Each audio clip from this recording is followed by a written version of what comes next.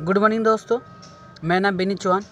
आइए आज हम आपके लेकर आते हैं जो अधिकतर पेपर में आता है, प्रेशर स्केल, दाब के मापक्रम। इसके बारे में परिभाषाएं काफ़ी आती हैं और कई बार ये पेपर में आ भी चुका है। तो आइए समझते हैं प्रेशर स्केल क्या होता है। सबसे पहले प्रेशर स्केल समझने से पहले हम स्टार्ट करते हैं एटमॉस्फेरिक प्रेशर, जिसे बोलते हैं वायुमंडलीय दाब। तो वायुमंडलीय दाब क्या होता है? मान के चलिए हमारे पास एक ही अर्थ है, ठीक। अब अर्थ पे क्या कर रहे हैं, हम लोग रहते हैं। यहाँ पे क्या करते हैं, हम लोग रह रहे हैं।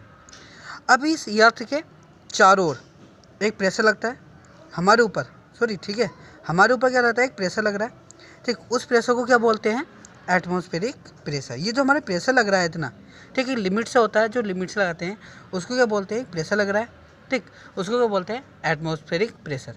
आपको पता होगा जब हम पहाड़ों की तरफ चलते हैं तो एटमॉस्फेरिक प्रेशर क्या होता है, धीरे धीरे कम होने लगता है, ठीक है।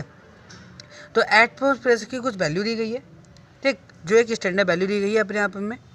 वो स्टैंडर्ड वैल्यू सब आगे बताएंगे। अभी सिर्फ इतना मतलब था समझाने की वायुमंडलीय दाब किसे कहते हैं। वायुमंडलीय दाब वो दाब होता है जो पृथ्वी के सतह पर जो लोग रहते हैं उन पर जो एक प्रेशर लगता है उसको क्या बोलते हैं, एटमॉस्फेरिक प्रेशर।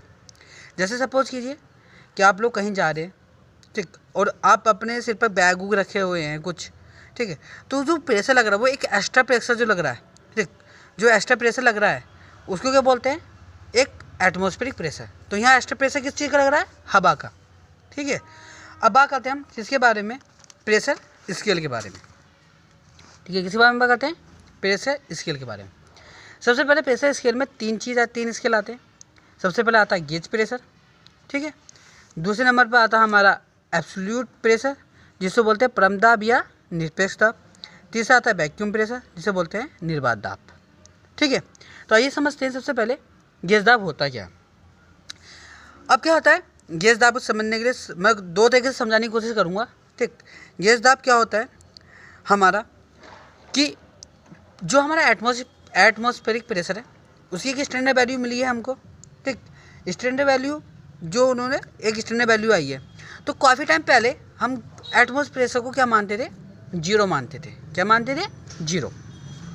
कुछ समय बाद अध्ययन करते करते हमें पता चला कि ये एटमॉस्फेरिक प्रेशर वायुमंडलीय दाब जीरो ना होकर इसकी कुछ वैल्यू है, ठीक है। इसकी क्या है, कुछ वैल्यू है।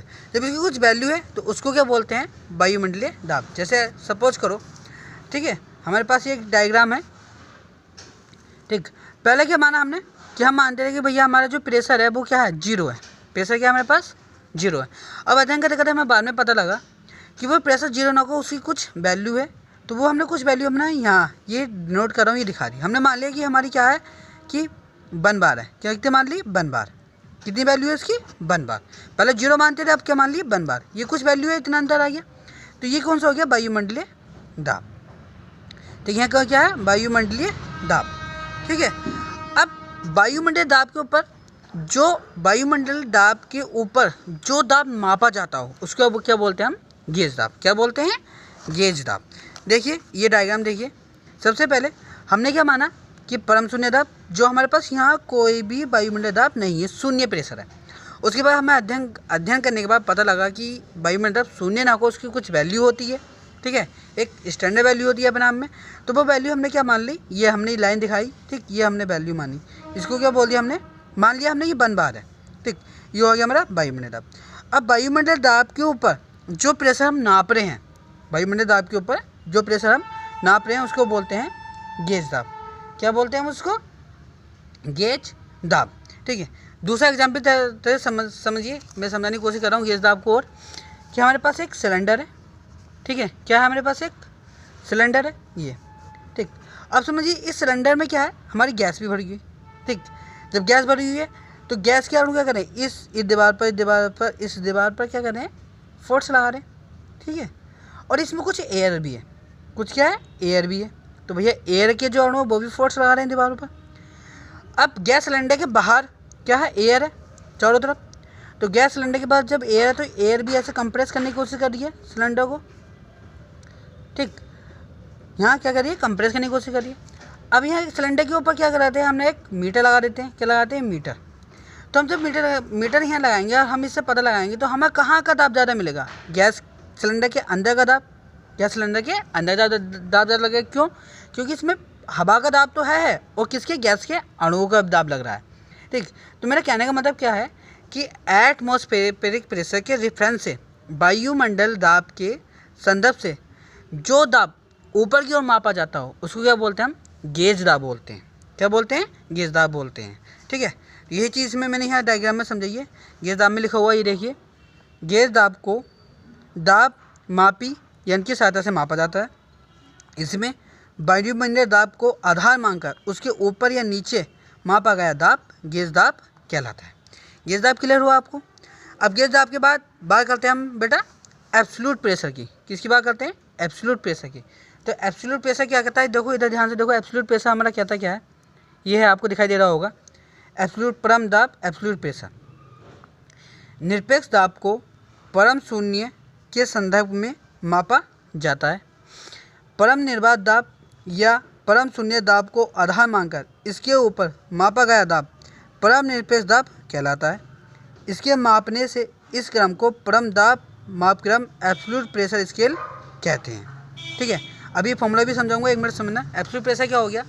सपोज करो हमारे पास एक सिलेंडर है। ठीक, अब सिलेंडर से हमने क्या करा, ये हमारे पास एक सिलेंडर है, इस सिलेंडर से हमने गैस रिमूव कर दी। ठीक है, जब इस सिलेंडर से हमने गैस रिमूव कर दी तो हमारे यहाँ अंदर किसका बचा, एयर के अणु बचे और बाहर भी। तो जितना अंदर प्रेशर लग रहा है उतना बाहर से भी प्रेशर लग रहा है। तो मतलब प्रेशर हमारा क्या हो रहा है, इक्वल हो गया। प्रेशर क्या हो गया हमारा, 0 हो गया। तो गेज दाब से यहाँ से गेज दाब से जो शून्य प्रेशर तक परम शून्य दाब के संदर्भ से जो ऊपर की ओर दाब मापा जाता है, परम शून्य दाब के संदर्भ से जो ऊपर की ओर दाब मापा जाता है उसे एब्सोल्यूट प्रेशर कहते हैं, या परम दाब या निरपेक्ष दाब कहते हैं। गेज दाब समझ में आया, परम दाब समझ में आया। ठीक है, तो एब्सोल्यूट इसका फॉर्मूला क्या बनेगा, ध्यान से सुनो। इसके संदर्भ से नापा जा रहा है ना ऊपर की ओर, तो ऊपर की ओर 2 चीज़ें कौन सी आ रही हैं, एक तो वायुमंडल है, एटमॉस्फेरिक प्रेशर, और प्लस कौन सी आ रही है, गेज दाब। ये 2 चीज़ें आ रही हैं, तो क्या फॉर्मूला बनेगा, एब्सोल्यूट प्रेशर बराबर, ठीक है, एटमॉस्फेरिक प्रेशर वायुमंडल दाब प्लस गेज दाब। ठीक है, देखिए ये फॉर्मूला है इसमें, इधर क्या है आपका, एब्सोल्यूट प्रेशर बराबर gauge pressure plus atmospheric pressure. अब आ करते हैं निर्वात दाब की, जिसे बोलते हैं हम वैक्यूम प्रेशर। वैक्यूम प्रेशर क्या होता है, वायुमंडल दाब से नीचे की ओर मापे जाने वाला दाब निर्वात दाब कहलाता है। अर्थात निर्वात दाब माप क्रम का शून्य भी वायुमंडल दाब ही होता है, परंतु यह दाब वायुमंडल दाब से नीचे निरपेक्ष शून्य दाब की ओर मापा जाता है। निर्वात दाब को ऋणात्मक गेज दाब या चोषण दाब भी कहते हैं। ठीक है, देखा जरा सभी को। अभी मैं फॉर्मूला भी समझाऊंगा कैसे। सपोज करो हमारे पास एक सिलेंडर है। अब सिलेंडर पर हमने क्या किया, ठीक है बेटा, मैंने यहाँ बताया था सिलेंडर में हमारे यहाँ एयर भी है, ठीक है, बाहर भी एयर है। अब ना ये वैक्यूम लगा देते हैं, वैक्यूम प्रेशर लगा दिया हमने, क्या लगा दिया, वैक्यूम प्रेशर। वैक्यूम प्रेशर ने क्या करा कि गैस के जो अणु थे वो तो बाहर निकाल ही दिए थे, इक्वल हो गए थे यहाँ। अब जो एयर बची हैं, ठीक है, जो एक अणु थे, कुछ अणु हमने यहाँ बाहर निकाल दिए। कितने, मान के चलो यहाँ हमारे 1 लाख थे, 1 लाख अणु थे, ठीक, उसमें से हमने 50,000 बाहर निकाल दिए, बचे कितने, 50,000। ठीक, तो 50,000 अणु बचे। अब यहाँ पे क्या हम कोई मीटर लगाएंगे, अगर हम इसको प्रेशर नापेंगे अंदर का प्रेशर, तो हमें ये बताएगा कि एटमॉस्फेरिक प्रेशर से ये हमारा प्रेशर क्या है, कम है। क्या है, कम है। कम मतलब ऋणात्मक है। तो कहने का मतलब ये है, जो वायुमंडल दाब से नीचे की ओर जो दाब मापा जाता है उसे वैक्यूम प्रेशर या निर्वात दाब कहते हैं। ठीक, देखिए ये वायुमंडल दाब है, इसके नीचे की ओर जो दाब मापा गया है, नीचे की ओर यहाँ तक, उसको क्या बोलते हैं, निर्वात दाब। समझ में आया आपको? ऐसे हमने ये देखो थ्योरी, इसका फॉर्मूला क्या बनेगा, फॉर्मूला देखो, किसका निकालेंगे हम, एब्सोल्यूट प्रेशर। ठीक है, क्या निकालते हैं, एब्सोल्यूट प्रेशर का। तो एब्सोल्यूट प्रेशर में क्या रहा, वायुमंडल दाब तो है ही, यहाँ से पहले फॉर्मूला बनाया था हमने, क्या बनाया था, वायुमंडल दाब प्लस गेज दाब। दूसरा फॉर्मूला क्या बनाएंगे, एब्सोल्यूट प्रेशर का ही, एब्सोल्यूट प्रेशर बराबर वायुमंडल दाब। अभी नीचे की ओर आ रहा है तो क्या बोलेंगे, नेगेटिव लेंगे नीचे की ओर आने पर, क्या, निर्वात दाब माइनस निर्वात दाब। ठीक है। तो ये फॉर्मूला आपका बन के आ गया, एब्सोल्यूट प्रेशर बराबर atmospheric pressure minus vacuum pressure. ठीक है, समझ में आ गया आपको। अगर आपको ये वीडियो मेरी अच्छी लगी हो प्लीज़ लाइक करना, सब्सक्राइब करना और ज़्यादा से ज़्यादा शेयर करना। और आपको समझ में आया हो तो प्लीज़ मुझे कमेंट में बताइए। ठीक है, कुछ चीज़ नहीं समझ में आ रही हो तो मैं और क्लियर करने की कोशिश करूँगा, प्लीज़ मुझे कमेंट में लिख के बताइए कि मुझे आपको क्या समझ में नहीं आया है। ठीक है, थैंक यू, धन्यवाद। आप लोग पेपर की अच्छे से तैयारी करो, लगे रहो। ठीक है, और सभी को हैप्पी न्यू ईयर्स मेरी तरफ से।